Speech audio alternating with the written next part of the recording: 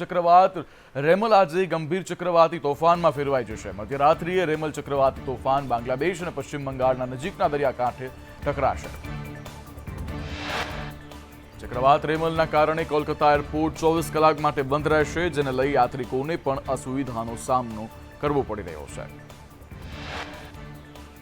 પશ્ચિમ બંગાળના સાગર દ્વીપની નજીક પહોંચ્યું છે વાવાઝોડું. બાંગ્લાદેશના ખેપુપારાથી 490 કિલોમીટર દૂર વાવાઝોડું છે. આજે 26 મે એટલે કે મોડી રાત્રે બંગાળ અને બાંગ્લાદેશમાં ટકરાઈ શકે છે વાવાઝોડું. પશ્ચિમી બંગાળ, ઓડિશા સહિતના રાજ્યોમાં ભારે વરસાદ પડી શકે છે, જ્યારે 135 કિલોમીટર પ્રતિ કલાકની ઝડપે પવન ફૂંકાશે. 27 અને 28 મેના રોજ ભારે વરસાદની આગાહી છે. માછીમારોને દરિયો ના ખેડવાની પણ સૂચના આપવામાં આવી છે. વાવાઝોડાની અસર હાલથી જ જોવા મળી રહી છે. બંગાળમાં ભારે પવન ફૂંકાવાની સાથે ધોધમાર વરસાદ વરસી રહ્યો છે. ભારતીય નૌકાદળે ચક્રવાત રેમલને લઈ પ્રારંભિક તૈયારીઓ હાથ ધરી દીધી છે. રેમલ ચક્રવાત 26 મેની મધરાત્રિએ દરિયાકાંઠેથી પાર થવાની ધારણા વચ્ચે નૌકાદળના મુખ્યાલયમાં સ્થિતિ પર નજર રાખવામાં આવી રહી છે. બંગાળમાં જોવા મળી રહી છે ચક્રવાતની અસર. સુરક્ષા માટે એનડીઆરએફની 5 ટીમો તૈનાત કરવામાં આવી છે અને આ સાથે જ અન્ય 5 ટીમો પણ સ્ટેન્ડ બાય માટે રાખવામાં આવી છે. અગ્નિકાંડમાં વધુ 3 લાપતાના નામ સામે આવ્યા છે. રાજકોટના તીશા અશોકભાઈ મોડાસિયા લાપતા છે. ઉપલેટાના સ્મિત મનીષભાઈ વાળા અને રાજકોટના હિમાંશુ દયારજીભાઈ પરમાર પણ આ ઘટનામાં લાપતા છે. તો ટીઆરપી ગેમ ઝોનનો કાટમાળ હટાવ્યા બાદ માનવના અંગો મળી આવ્યા છે. એનડીઆરએફ અને ફાયરના જવાનોની તપાસમાં અંગો મળી આવ્યા છે. બળીને ખાક થયેલા માનવ અંગોને એકઠા કરવામાં આવ્યા છે. મોબાઈલ કવર, બંગડી, ઘડિયાળો સહિતનો સામાન પણ આમાંથી મળી આવ્યો છે. રાજકોટ અગ્નિકાંડ બાદ ગાઢ નિંદ્રામાંથી ઉઠેલા ગૃહ વિભાગે પરિપત્ર કરી અને ગેમ ઝોનની મંજૂરીની વિગતો માંગી છે. 28 તારીખે 3 વાગ્યા સુધીમાં રિપોર્ટ આપવા સંબંધિત વિભાગોને સૂચના પણ આપવામાં આવી છે. રાજકોટ અગ્નિકાંડને લઈ અને સત્તાવાર ફરિયાદ નોંધાઈ ચૂકી છે. ગેમ ઝોનના માલિક યુવરાજસિંહ સોલંકી સહિત 7 લોકો સામે ગુનો નોંધાયો છે. કલમ 304, 308 અને 337 હેઠળ ફરિયાદ દાખલ કરવામાં આવી છે. ક્રાઇમ બ્રાન્ચે આરોપીઓની ધરપકડ પણ કરી છે. જ્યારે રાજકોટ પોલીસ કમિશનર રાજુ ભાર્ગવ સંદેશ ન્યૂઝના સવાલોથી ભાગી ઉઠ્યા, જે આપ ટીવી સ્ક્રીન પર જોઈ શકો છો. રાજુ ભાર્ગવે જાણે આરોપીઓનો પક્ષ મૂકવા આવ્યા હોય તેવી પ્રેસ કોન્ફરન્સ કરી. ફાયરના પુરાવા, લાયસન્સ લીધાની વાતો કરી. એફઆઈઆરની કોપી અને પોલીસના નિવેદનમાં વિરોધાભાસ દેખાઈ રહ્યો છે. એફઆઈઆર કહે છે કે ફાયર એનઓસી નહોતી લીધી. પોલીસ કહે છે કે ફાયરની મંજૂરી લીધી હતી. રાજકોટના ટીઆરપી ગેમ ઝોનને લઈને મોટા ખુલાસાઓ એક બાદ એક થઈ રહ્યા છે. ટીઆરપી ગેમ ઝોનના ઓપનિંગમાં ઉચ્ચ અધિકારીઓ હાજર રહ્યા હતા. આઈએએસ અને આઈપીએસ અધિકારીઓ ઓપનિંગમાં હાજર રહ્યા હતા. તત્કાલીન કલેક્ટર અરુણ મહેશ બાબુ પણ આ ઓપનિંગમાં હાજરી આપી હતી. તત્કાલીન એસપી બલરામ મીણા પણ હાજર રહ્યા હતા.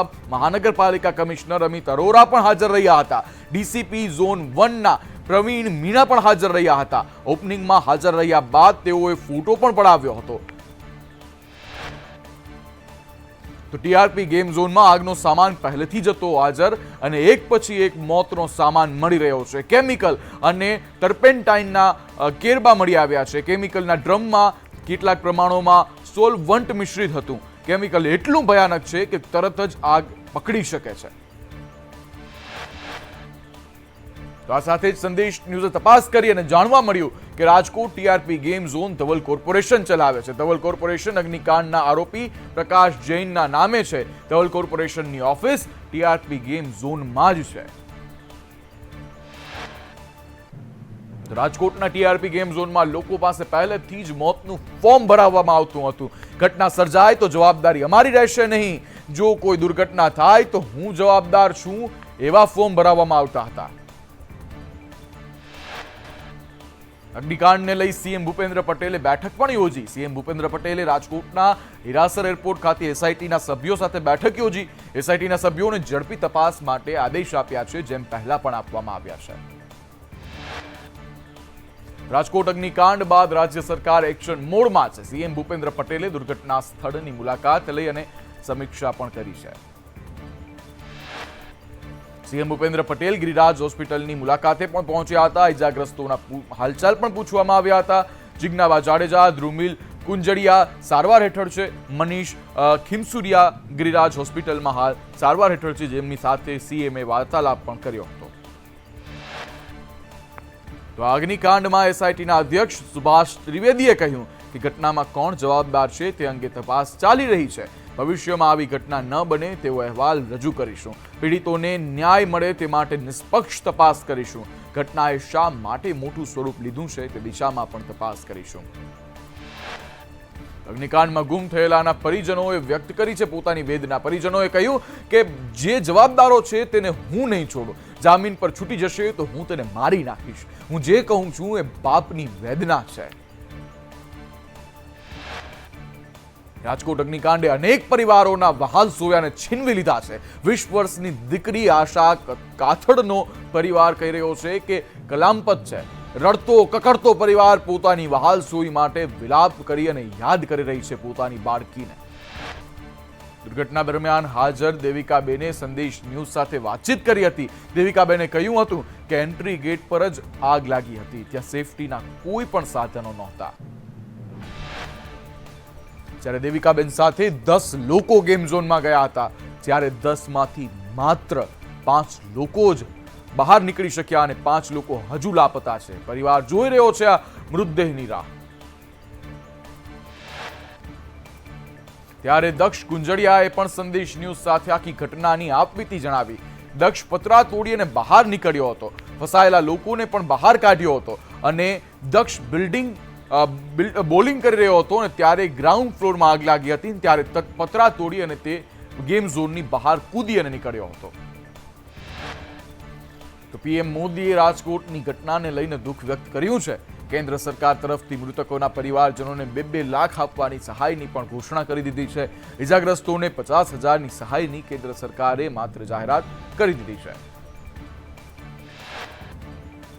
તો અગ્નિકાંડને લઈને મોરારી બાપુએ શોક વ્યક્ત કર્યો છે. રાજકોટની ગોઝારી ઘટનાને લઈને મોરારી બાપુ દુઃખી થયા છે. મોરારી બાપુએ રાહત ફંડ માટે 5 લાખ અર્પણ કર્યા છે. બાળકોનું ધ્યાન રાખવા માટે પણ મોરારી બાપુ દ્વારા અપીલ કરવામાં આવી છે. રાજકોટ ગેમ ઝોન અગ્નિકાંડ પર કર્ણાટકના પૂર્વ રાજ્યપાલ વજુભાઈ વાળાએ દુઃખ વ્યક્ત કર્યું છે. વજુભાઈ વાળાએ સંદેશ ન્યૂઝ સાથેની વાતચીતમાં જણાવ્યું કે મારા જીવનમાં રાજકોટમાં આવો દુઃખદ પ્રસંગ ક્યારેય જોયો નથી. સાથે જ વજુભાઈ વાળાએ ઘટના મામલે પોલીસ અને તંત્રને જવાબદાર ઠેરવતા કહ્યું કે ગેમ ઝોન શરૂ કરવા માટે આપેલી મંજૂરી માટે કોર્પોરેશન, કલેક્ટર, વીજ કંપની, ફાયર વિભાગની સાથે પોલીસ પણ એટલી જ જવાબદાર છે. અગ્નિકાંડને લઈ પરસોત્તમ રૂપાલાએ દુઃખ વ્યક્ત કરતા કહ્યું કે મુખ્યમંત્રી ખુદ નજર રાખી રહ્યા છે. પીડિત પરિવાર સાથે અમે છીએ. જવાબદારો સામે અમે ચોક્કસપણે કાર્યવાહી કરીશું. રાજકોટમાં અગ્નિકાંડ મુદ્દે પ્રફુલ્લ પાનસરિયાનું નિવેદન સામે આવ્યું કે સર્જાયેલી દુર્ભાગ્યપૂર્ણ ઘટનાથી શોકની લાગણી અનુભવું છું. પરમ કૃપાળુ પરમાત્મા મૃતકોના આત્માને શાંતિ આપે. ઇજાગ્રસ્તો ઝડપથી સ્વસ્થ થાય તેવી પ્રાર્થના કરું છું. તો એક બાદ એક તમામ રાજકારણીઓ આવી રહ્યા છે. ત્યારે કુંવરજી બાવળિયા પણ રાજકોટ દુર્ઘટના સ્થળની મુલાકાત પહોંચ્યા. બાવળિયાએ મુખ્યમંત્રી સાથે દુર્ઘટના અંગે ચર્ચા પણ કરી અને કહ્યું કે દુર્ઘટના પાછળ જવાબદાર સામે કાર્યવાહી થશે. અગ્નિકાંડને લઈ લલિત વસોયાએ પણ શોક વ્યક્ત કર્યો. લલિત વસોયાએ કહ્યું કે જવાબદારો સામે પગલાં લેવામાં સરકાર હંમેશા નિષ્ફળ રહી છે. અધિકારીઓ, સંચાલકો સામે કડક કાર્યવાહી થવી જોઈએ. માસૂમોના જીવની કિંમત 4 લાખ આંકવામાં ન આવે. કોંગ્રેસ નેતા લલિત કગથરાએ સરકાર પર સવાલો ઉઠાવ્યા છે. રાજકોટ અગ્નિકાંડ પર લલિત કગથરાએ કહ્યું કે આ તંત્રનું પાપ છે. તપાસના નાટકો થાય છે પણ પરિણામ શું આવે છે? લલિત કગથરાએ વધુમાં એમ પણ કહ્યું કે ધ્રુજારી છૂટી જાય એવી આ ઘટના છે. જેના પર વીતી હોય એ જ જાણી શકે. મારો દીકરો પણ આ ગેમ ઝોનમાં જતો હતો. અધિકારીઓની ગુનાહિત બેદરકારીના કારણે દુર્ઘટના ઘટી છે. માસૂમો જીવતા જ હોમાઈ ગયા છે. 4 વર્ષ સુધી આ ગેમ ઝોન કેવી રીતે ચાલતું હતું તેના પર સવાલો ઉઠી જ રહ્યા છે. કોંગ્રેસ નેતાએ રાજકોટમાં ટીઆરપી ગેમ ઝોનમાં મુલાકાત લીધી. કોંગ્રેસે મૃતકોને શ્રદ્ધાંજલિ અર્પણ કરી. કોંગ્રેસ નેતા અમિત ચાવડાએ નિવેદન આપ્યું કે અતિશય કરુણ અને દુઃખદ ઘટના છે. હજુ પણ માનવ અંગો મળી રહ્યા છે.